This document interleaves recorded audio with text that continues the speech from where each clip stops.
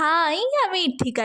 Story বুকের আরেকটা পাতায় তোমাদের সবাইকে মিষ্টি আমন্ত্রণ। 31 ডিসেম্বর চারদিকে এত পিকনিক করতে দেখে আমাদেরও তো ইচ্ছে হলো যে ছোটোখাটো একটা পিকনিক রাতের বেলা করাই যায়।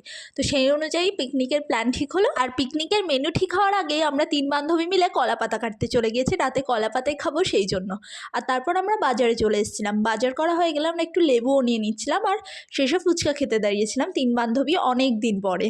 আর ফুচকা খাওয়া হয়ে যাওয়ার পর বাকি জিনিসপত্র কিনে আমরা বাড়ি চলে আসলাম।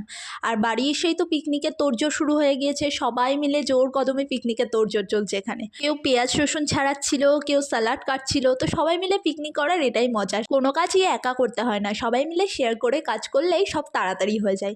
আর তারপর মিক্সিতে এখানে মশলাগুলো পেস্ট করে নেওয়া হয়ে গিয়েছিলো। আর একদিকে তো সবাই মিলে আগুন জ্বালিয়েছে, আর আমরা ওইদিকে কাজ করছি। আমাদের 3 বান্ধবীকেই বেশি কাজ করতে হয়েছিল। তো কাজ টাজ করে এসে আমরা ওইখানে একটু আগুন পুহিয়ে নিলাম। আর রান্না হতে তো বেশ খানিকটা দেরি ছিল, তাই জন্য একটু মুড়ি মাখাও করা হয়েছিল সবাই মিলে খাওয়ার জন্য। আর এই যে এটা টমি, আমাদের পিকনিকের আরেকজন সদস্য।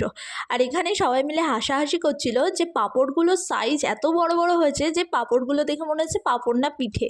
তারপর এসে আরেকটু আগুন পুহিয়ে নিতে নিতে এদিকে মাংস রান্না হয়ে গিয়েছে। আর মাংস রান্না হওয়ার পরেই তো সবাই কলাপাতা নিয়ে বসে পড়েছি খেতে। সবাই একসাথে কাজ করে আগুন পুহিয়ে গান শুনতে শুনতে কখন যে রান্না হয়ে গেল কেউ বুঝতেই পারলো না। এদিকে আমরা খেতেও বসে পড়েছি। আমি আর ভাই দুজনে একটা পাতাতেই বসেছি খেতে। পাতাটা অনেকটা বড় ছিল, তাই জন্য একটা পাতাই শেয়ার করে নিয়েছি। আর আজকে আমাদের পিকনিকের মেনু ছিল ভাত, পাঁপড়, স্যালাড, মাংস আর মিষ্টি। সিম্পল, বাট পিকনিকে এত মজা হয়েছে, খুব ভালো লেগেছে সবাই মিলে আনন্দ করে একসাথে খেতে। আর খাওয়া দাওয়া শেষে আমরা রওনা দিলাম বাড়ির দিকে। আর তোমাদের সবাইকেও জানাই হ্যাপি নিউ ইয়ার।